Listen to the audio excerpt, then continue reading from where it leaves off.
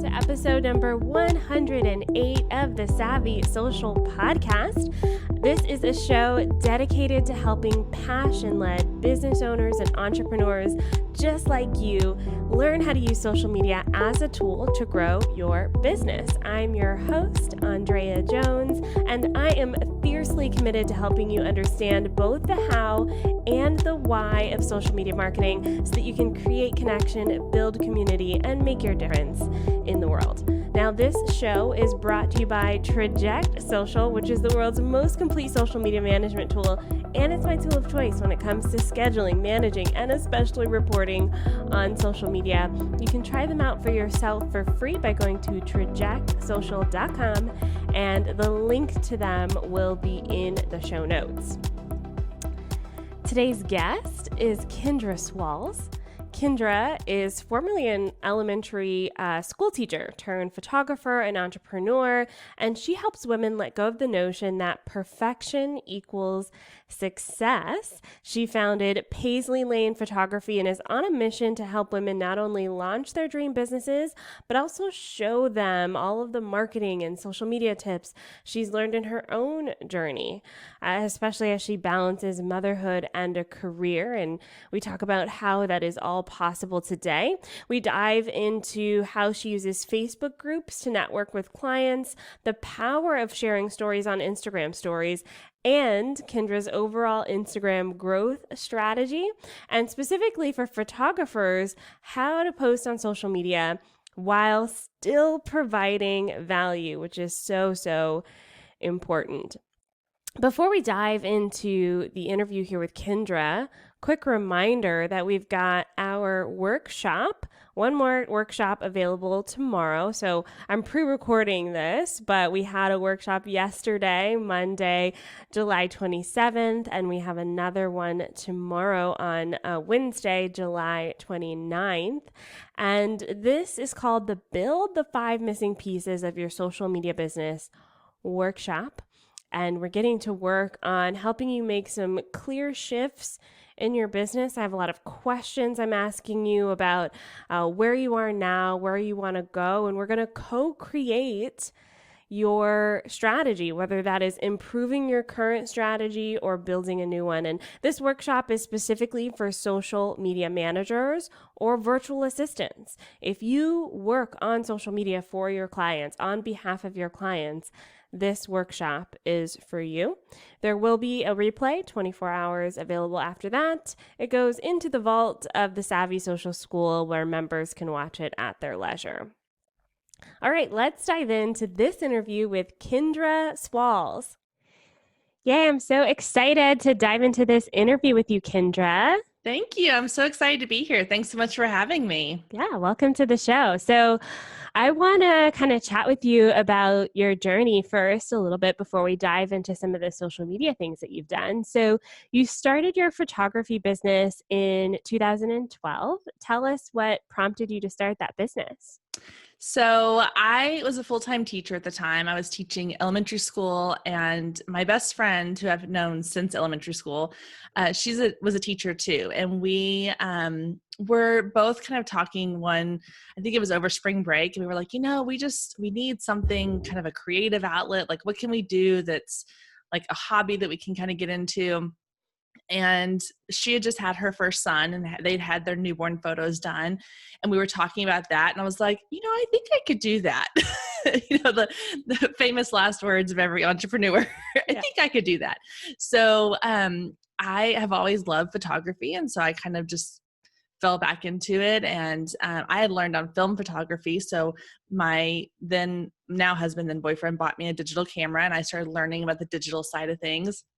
And I just fell in love with it. And so I was like, you know what, this could be a fun, like, little side business for summers and weekends off and things like that. So I started the business. My best friend actually started it with me. And then we learned really quickly we had different interests. So she loved the babies and the little kids, and I preferred adults that could follow directions. And so we sort of split ways in that sense. And we both kind of did our own businesses. Me focusing mostly on like high school seniors, couples, getting into weddings, boudoir, headshots, things like that. And it just sort of slowly grew from there. And in 2015, we were getting ready to have our second daughter. And I was like, I'm ready for this to be full time. Like I've hit this point in my teaching where I was like, I'm just not loving this the way I thought I would. I'd even gone back and got my master's degree, and I had, like, by all accounts, like sort of the dream job when it comes to teaching. And I was a curriculum coordinator for a really amazing district. I loved the people I worked with, but there was this something inside of me that was just like, this is not it for you. Like, there's something else out there. And in 2017, I received my contract for the next year to sign. And I just could not bring myself to sign it. I was like, I cannot come back next year. And so my oldest daughter was going to be starting kindergarten. My youngest daughter was going to be turning 1. I was like, I want this time now. Like, I want to do this now. So I put in my resignation, and in 2017 went full-time into my photography business. And at that time too, I was running a really large group here in the Dallas area for other female photographers and entrepreneurs. And people started asking me questions, just sort of like, well, how did you do this? How did you quit your job? How did you go full time? What were you doing? How did you grow your business so quickly? Because really from 2015 to 17, when I made that decision, like, I just hit the ground running, and I did everything I could to learn about business and marketing and SEO and social media and all those things. And so I got all these questions being asked. And that sort of naturally led to me offering like mentoring sessions and doing like free videos within our Facebook group, and basically kind of educating other entrepreneurs on what I had done. And I had a lot of people that were like, you should turn this into a course, or you should do a podcast, or you should do all these things, And so now I've started kind of branching into the education side of things. I have my own podcast I started. I have a couple like little ebooks that I've put up, a new membership site that I'm launching. And so it's just sort of this natural integration of my teaching background with my photography and my love of kind of running a business and marketing and all of those things. Yes. And I totally relate to when you said earlier, like, you want to teach people, like adults who can take direction. Because yes. I started my track as a teacher as well. Like, I went to university to get my teaching degree. And part of that process, I did like a student teaching and it was actually not kids, it was ninth graders. But I was like this little 18-year-old trying to teach ninth graders, and they ate me alive. And I was like, oh no, I cannot do this. Yeah. Yeah. But now that I teach adults, I'm like, oh, people who actually want to learn, it's a totally different experience. Yes, absolutely. Absolutely. No. And yeah. And like the little kids are fun, and I loved what I was doing, but I was like, I don't know. I just, you had that feeling of like, there's just something else that you're supposed to be doing. Yeah, absolutely. So I want to talk more about what you do with photographers. So anyone who's listening as a photographer, or even if they don't have a photography business, can kind of understand how you use social media to grow your business. One of the things you mentioned in your story was Facebook group. So can you talk a little bit about how you approach the Facebook group and how you use that to sell things like your memberships and your PDFs and that sort of thing? Yeah, so the Facebook group I started here locally sort of happened by accident originally, because it was just a matter of I was learning as much as I could about photography. And while my husband is super supportive, he can only listen to me talk so much about lenses and camera bodies and presets and all those things. And I was like, I need other people that I can talk to about this. So Facebook groups were kind of a new thing at the time. And I was like, I'll just start a group, and maybe 10 or 15 people will join, and we'll go have coffee every once in a while, and we'll talk photography. And I started noticing, and I wanted to specifically gear towards women. And so I started the Facebook group, and I just started running any people I ran into that were like, oh, I do photography. I was like, oh, I'll add you to the group. And then the other people in the group were like, oh, I'll add my friend that does photography. And, oh, I know this person that does this, and they kind of would add them in. And it just slowly kind of had this natural organic growth to it. And in the beginning, it had a very different feel than it does now, but it was very much all about like, we're all in this together. We were all kind of in the beginning phases of our business. So we all were growing at the same rate. And it was an easy way to just kind of have this unity amongst ourselves. Like, we could talk about things that other people weren't going to really care about or talk about. And over time, I think now we're at almost 2,000 members, and it's just become a place where it's almost kind of where I don't even have to do a whole lot anymore. Like the group kind of runs itself, which is great. But, we are very much about education and helping each other. And, a lot of that's just been from the people who were kind of the beginning phase of that group, like really understand, like we want this to be a safe place where people can come and ask questions and get help and feel comfortable being vulnerable and saying, hey, I realize there's people in here that are beyond my level at the moment, but I'm still going to ask this question. I'm still going to put this photo out there. And so that community and that feeling has just kind of helped a lot of them, because there's been days where I've wanted to shut it all down when there's like some crazy moments where I'm like, I'm done, I'm walking away. And I've even posted in the group and said like, hey, this is where I'm at. Like I'm frustrated, or I'm tired of having to moderate adults that should be able to moderate themselves. And I get so many people who will message me and be like, no, please don't close this group down, because it has helped me in so many ways. And just knowing that, like, even on the days when I don't feel like the group is being as productive as I want it to be, there are so many people who are getting value from that in just the little things that don't feel like something big to me, but that's big to that person. Yeah. Oh, I love that. I love how organically the group started and how even in the frustrating moments, people are still finding value there. Yeah. So tell me a little bit about the rest of your social media strategy. How do you kind of approach creating your social media posts? So I am big on the idea of giving more than I'm asking for in return.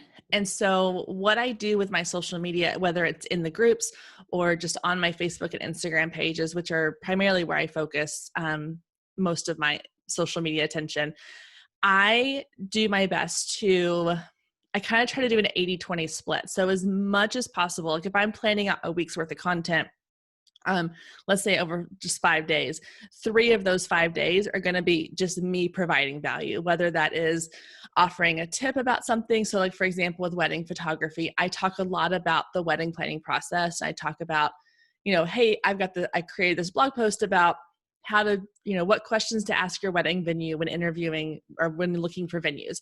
And I'll just post like a little snippet from there. I'll be like, hey, make sure you're asking your venue coordinators about XYZ. And then I'll link to the entire blog post. Or if I'm doing like talking about boudoir sessions, I do a lot about like self-confidence and loving yourself and just the process behind it. And then every so often, I will throw in a little post that's about like, hey, by the way, if you're interested in booking a session, now's a great time to do it. Or, hey, if you want to go download my free whatever, or go, save $100 off of this.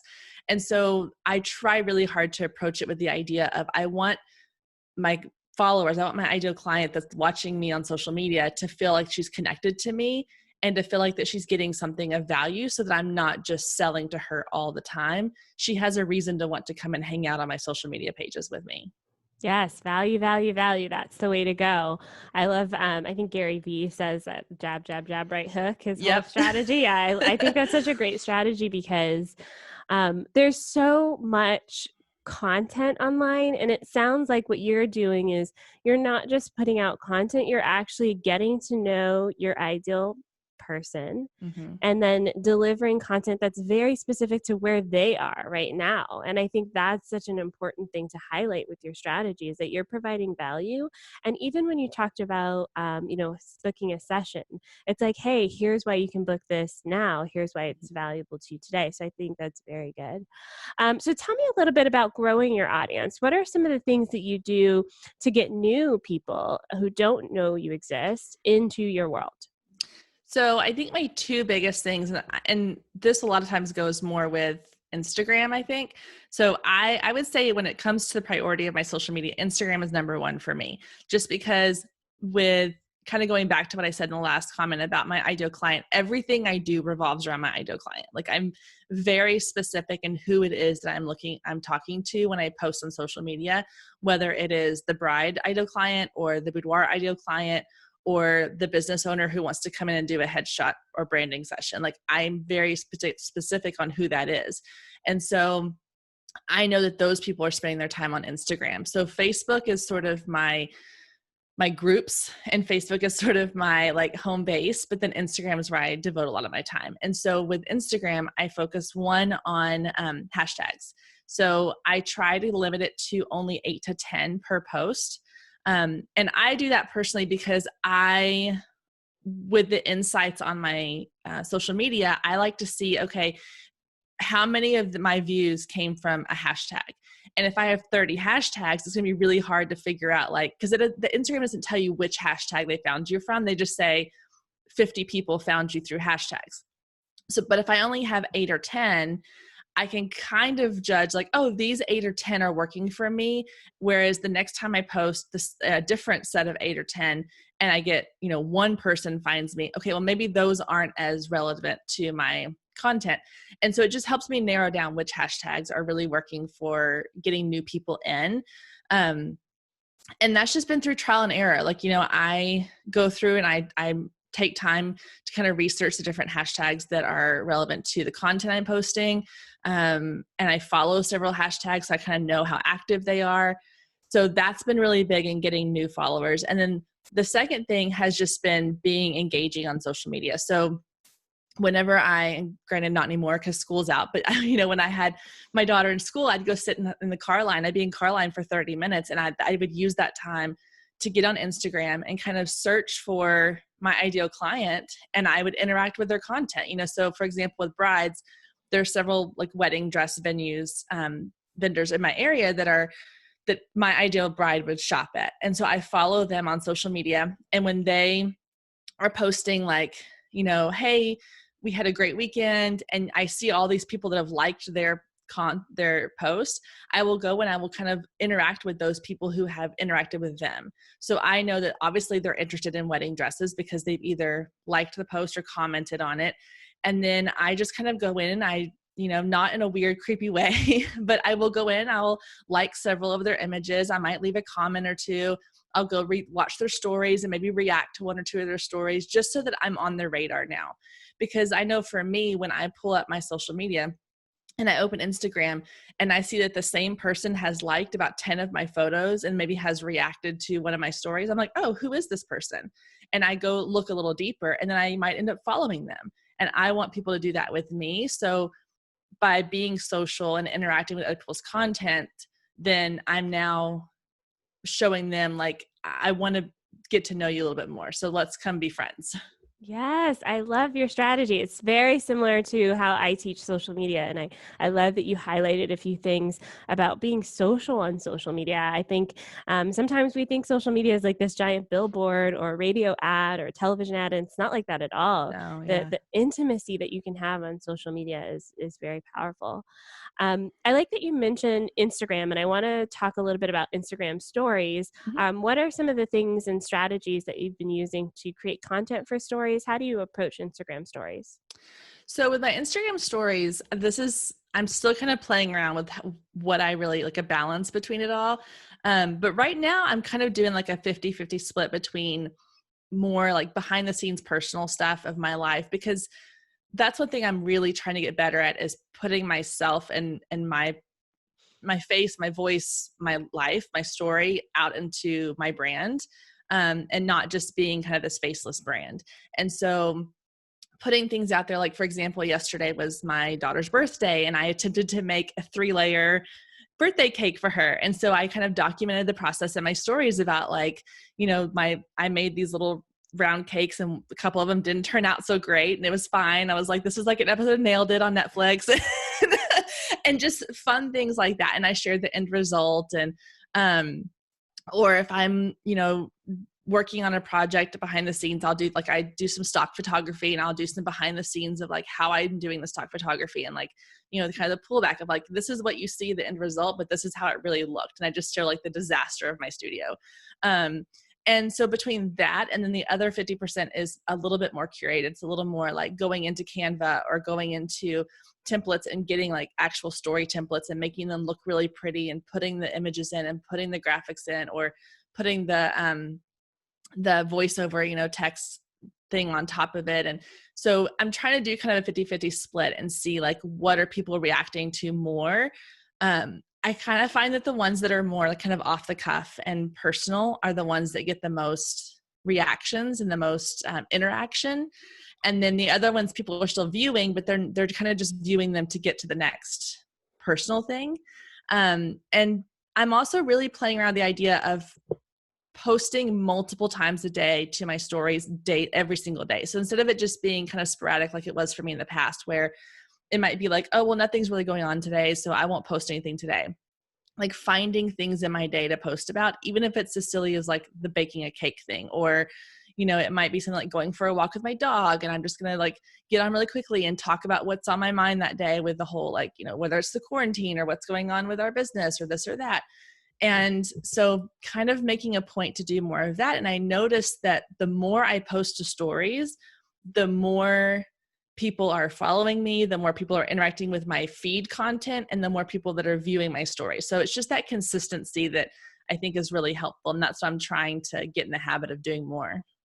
Oh, I love everything that you said. I think consistency is like that's what I'm preaching right now, is because we sometimes like do it so sporadically. Like we go in on a Saturday and we post all of these stories and then we don't do it for 2 months. And that's not really how you get the results. Yeah. Based on what you're saying, the results come in the consistent habit of doing it every day and kind of stretching those muscles out. I really like that. Okay, so if there is a photographer listening to this who is starting her business or his business, really wants to get things going using social media, what's one thing that you'd recommend for them to consider as they're kind of getting started with all of this? Oh gosh, just one thing. Okay.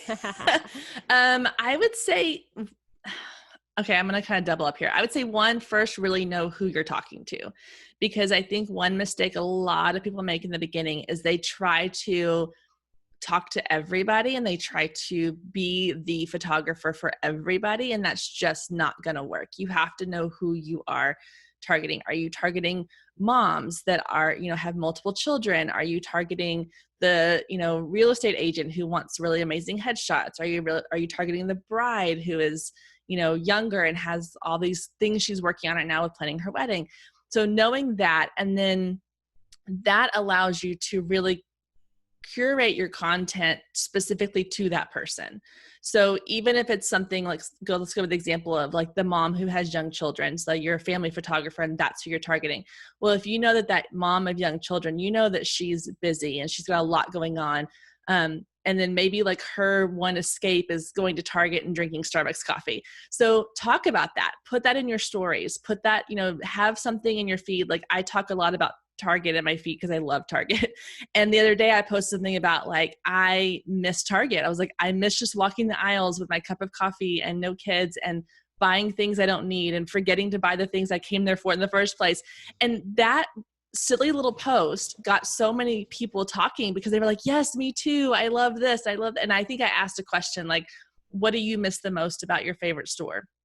And that having that kind of connection is going to set you apart, because now that person's going to go, oh, she gets me or he gets me, because these kind of unseen little bonds that you can make through social media with these little subtle things like that are going to be what makes you stand out in their mind over somebody else when it comes time for them to choose who they're going to work with.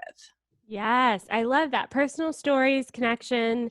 I think that's kind of like the theme of the episode today.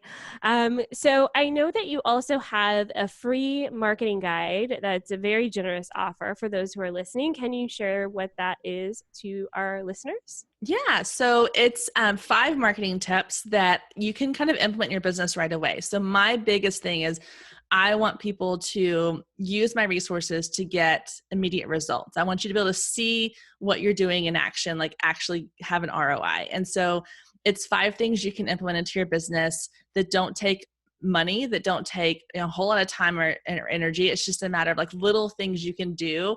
They're going to help you stand out. And so again, it's 5 kind of quick and easy things that you can start doing right away. Even if you are, at home on your computer, maybe you're working full time and you only have a few minutes during the day, they're not necessarily things that are going to require you to, spend hours a day doing. So it's easy to implement, easy to see results. Awesome. Yes. And I'll put the link to that in the show notes for those of you who want to grab that resource. And then tell us a little bit about your membership. You mentioned you just launched it. Yes. Yeah, I'm super excited. So I had this idea after going through, I was switching computers and I was going through all the things on my computers, and I had all of these courses that I'd bought over the years on different topics. And I realized a lot of them had gone unfinished, or I had completed them, but I hadn't implemented anything I learned. I was like, there's gotta be like, cause I know there's so many people out there who are starting a business and are investing money in these things, and they're not getting what they need out of them all the time. And not that there's not some great courses out there, obviously there are, but I know for me, it's just a matter of like the timing. And so I thought, well, there's got to be something different we can do. So I had this idea for a monthly membership that when you sign up, it's called Business Builders, because I'm helping you build your business. And each month you get a new topic that's related to business or marketing, and you get content around that topic. So for example, one month it'll be about your ideal client, and it'll have a video tutorial on how to narrow down your ideal client. You'll have a workbook you can work through with questionnaires and activities you can do to really kind of hone in on who your ideal client is. And then it has tips on how to, now that you know your ideal client, how do you market to your ideal client? How do you find her? Where is she? And how do you get in touch with her? And then it'll have things like some stock photos and some social media templates you can use. And then there's also the Facebook group, and along with that, where you'll have access to myself and other experts that I'll bring in for Q&A sessions, coaching calls, just community. And so, yeah, so I've just launched that. It's $27 a month, and you get tons of valuable content, and then you get someone helping you throughout the whole way. It's bite-sized, easy to consume, and like super easy to implement. So again, it's that results driven. I want you to get results so that you're not overwhelmed with a ton of content at one time. You're getting it in like small bite-sized pieces that you can really dive into and implement right away and start getting results right away. Fantastic. So I'll put the link to that membership in the show notes as well. Thank you so much, Kendra, for joining us on the show today. Thank you so much. This has been wonderful. I appreciate it. Thank you so much, Kendra, for all of the knowledge bombs you dropped in this episode. For those of you listening, I'm going to put all her links in the show notes, as I mentioned in this interview. Also, reminder to check out her free marketing guide. The link for that will be there as well. Now, next week, make sure you tune in, because I'm going to talk about discovery calls and social media managers, how you can really be more successful at these initial first calls with clients so that you can increase the chances of them working with you, booking you, giving you money for the services that you provide. So stay tuned for that episode coming out next week. And hey, if you love the show, quick reminder to subscribe, rate, and review. We are on Apple Podcasts, Spotify, and YouTube as our main platforms. Leave a comment if you're on YouTube. Let us know what episode or what you'd like to hear next up on the show. And thank you for your support and for listening. I will see you guys next week. That's all for today. Bye for now.